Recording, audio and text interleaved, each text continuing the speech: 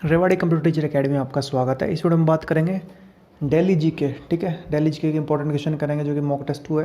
अगर आपने mock test 1 जिसमें हमने कंप्यूटर साइंस के 100 क्वेश्चंस किए हैं पूरे, अगर आपने वो वीडियो नहीं देखी है तो वीडियो चैनल पर आप देख सकते हैं।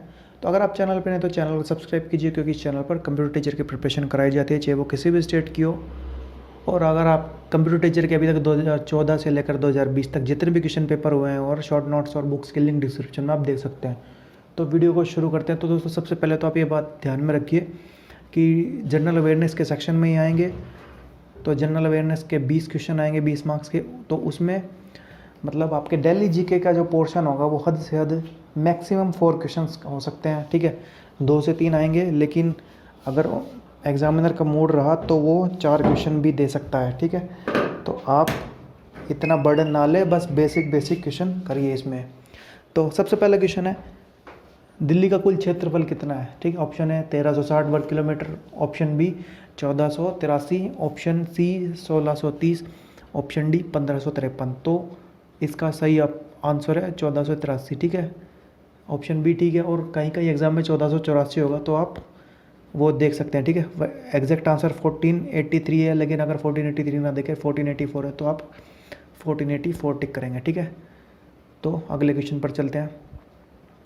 ये दिल्ली की राजकीय भाषा क्या है। ठीक है, तो ऑप्शन है Urdu, option B Angrezi, option C Hindi, option D Punjabi. तो सब जानते हैं ऑप्शन सी हिंदी लैंग्वेज है दिल्ली की ऑफिशियल लैंग्वेज। ठीक है, तो अगले क्वेश्चन पर चलेंगे। तो ये दिल्ली के उत्तर पश्चिम व दक्षिण में स्थित राज्य है। Option A Haryana, option B Himachal Pradesh, option C Uttarakhand और फिर ऑप्शन डी उत्तर प्रदेश। ठीक है, तो दिल्ली का जो भी दिल्ली निवासी उनको तो सबको पता ही है, लेकिन अगर जो दिल्ली से दूर रहते हैं तो वो भी थोड़ा सा अगर मतलब अंडरस्टैंड करेंगे इसका कंसेप्ट को, तो दिल्ली का मैप देखेंगे आप, तो दिल्ली का पूरा मैप एक तरीके से पूरा का पूरा ईस्ट पार्ट को छोड़ के बाकी सारा पोर्शन हरियाणा से घिरा हुआ है। ठीक है, तो इसका सही आंसर हरियाणा है। अगर ईस्ट पूछा मतलब पूर्व में पूछा होता तो ऑप्शन यूपी होता, लेकिन हमसे पूछा उत्तर पश्चिम दक्षिण, तो हरियाणा। ठीक है, ऑप्शन ए। अगले क्वेश्चन पर चलते हैं। तो ये दिल्ली का राज्य का पक्षी कौन सा है। ऑप्शन ए हंस, ऑप्शन बी गौरैया, ऑप्शन सी तीतर या फिर ऑप्शन डी इनमें से कोई नहीं। तो इसका सही आंसर है ऑप्शन बी गौरैया। ठीक है, दिल्ली का राज्य के पक्षी। अगला क्वेश्चन, ये दिल्ली में लोकसभा सदस्यों की संख्या कितनी है। ऑप्शन ए 8 सदस्य, ऑप्शन बी 10 सदस्य, ऑप्शन सी 7 सदस्य या फिर ऑप्शन डी 9 सदस्य। ठीक है, तो दिल्ली में जो लोकसभा सीट्स है वो है 7। ठीक है, ऑप्शन सी करेक्ट आंसर है इसका 7। अगले क्वेश्चन पर चलते हैं। ये दिल्ली में राज्यसभा सदस्यों की संख्या कितनी है। तो राज्यसभा की सीट्स हैं option A 3, option B 2, option C 5 and option D 4। तो इसका सही आंसर है राज्यसभा की 3 सीट्स हैं, 3 सदस्य। ठीक है, लोकसभा की 7 एंड राज्यसभा की 3। अगले क्वेश्चन पर चलते हैं। ये दिल्ली में विधानसभा सदस्यों की संख्या कितनी है। ठीक है, option A 10, option B 30, option C 70, option D 50।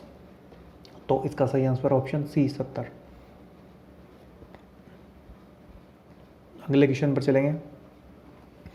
ये दिल्ली राज्य में कुल कितने ज़िले हैं। ठीक है, ज़िले मतलब जैसे जो नॉर्मल स्टेट्स में होते हैं, जो दिल्ली जो हमारा एनसीटी है तो उसमें कितने ज़िले हैं। ठीक है, ऑप्शन ए 8 ज़िले, ऑप्शन बी 11 ज़िले, ऑप्शन सी 13 ज़िले या फिर ऑप्शन डी 10 ज़िले।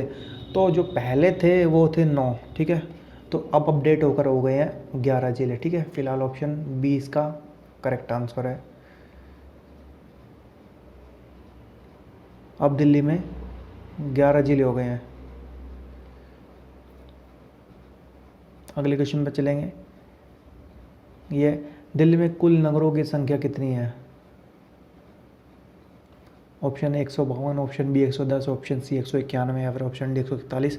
तो दिल्ली में जो भी प्रेजेंट टाइम में जो शहर हैं, ठीक है, तो वो है 110। ठीक है, अगले क्वेश्चन पर चलेंगे। ये दिल्ली में गाँवों की संख्या कितनी है। Option A 187, option B 113, option C 110 या फिर ऑप्शन डी 112। ठीक है, तो गाँवों की संख्या है 112, ऑप्शन डी।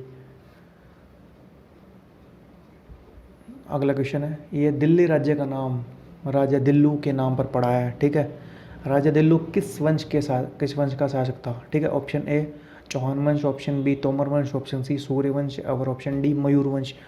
तो इसका सही आंसर ऑप्शन सी मयूर वंश के और सूर्यवंश के शासक थे। ठीक है, अगला क्वेश्चन है, दिल्ली को विधिवत रूप से किसने बसाया था? ठीक है, ऑप्शन ए चौहान राजपूतों ने, ऑप्शन बी परमार राजपूतों ने, ऑप्शन सी तोमर राजपूतों ने, या फिर ऑप्शन डी इनमें से किसी को भी नहीं। तो इसका सही आंसर है ऑप्शन सी तोमर राजपूतों ने। ठीक है, अगले क्वेश्चन पर चलेंगे, यह निम्न में किस शासकों द्वारा दिल्ली को 736 ईस्वी में बसाया और इसका नाम दिल्ली या फिर दिल्ली का रखा गया था? ठीक है, ऑप्शन ए राठौड़ राजपूतों द्वारा, ऑप्शन बी चौहान राजपूतों द्वारा, ऑप्शन सी नागवंशीय राजपूतों द्वारा, या फिर ऑप्शन डी तोमर राजपूतों द्वारा। ठीक है, तो इसका भी आंसर है तोमर राजपूतों द्वारा। ठीक है, ऑप्शन डी। अगला क्वेश्चन है, यह मोहम्मद गौरी ने पृथ्वीराज चौहान को हराकर अपने किस गुलाम को दिल्ली का शासक नियुक्त किया? तो ऑप्शन ए आराम शाह को, ऑप्शन बी कुतुबुद्दीन ऐबक को, ऑप्शन सी बलबन को, या फिर ऑप्शन डी इल्तुतमिश को। ठीक है, तो इसका सही answer option B Qutubuddin Aibak. तो आपसे ये भी क्वेश्चन पूछ सकते हैं कि कुतुब मीनार का निर्माण किसने करवाया था? तो शुरू करवाया था कुतुबुद्दीन ऐबक ने। ठीक है, तो अगला क्वेश्चन है, ये दिल्ली के शासक कुतुबुद्दीन ऐबक की मृत्यु के बाद गद्दी पर कौन बैठा था? Option A Balban, option B Iltutmish, option C Aram Shah, फिर ऑप्शन डी रजिया सुल्तान। तो दोस्तों जो कुतुबुद्दीन ऐबक ने मतलब शुरुआत की थी, तो और जो उन्होंने कुतुब मीनार बनाने की शुरुआत की थी, और उन्होंने कुतुब मीनार का काम जो ख़त्म किया था, पूर्ण किया था, वो इल्तुतमिश ने किया था। तो इस कंसेप्ट को ध्यान रख के बच्चे इसका आंसर इल्तुतमिश करेंगे। लेकिन हमसे पूछा कि उनके मृत्यु के बाद कौन गद्दी पर बैठा था? उनके गद्दी पर बैठे थे सी आराम शाह। ठीक है, ऑप्शन सी इसका करेक्ट आंसर है। तो दोस्तों ये हमने टॉप 15 क्वेश्चन किया दिल्ली जीके के। तो दिल्ली जीके का पोर्शन इतना नहीं है, हद से 2-3 क्वेश्चन आ सकते हैं, या फिर मैक्सिमम 4, इससे ज़्यादा बिल्कुल नहीं आएंगे। तो अगली वीडियो में हम अलग टॉपिक से बात करेंगे दूसरे क्वेश्चंस के बारे में। तो इस वीडियो में इतना ही, मिलते हैं नई वीडियो में नई अपडेट के साथ। Thank you.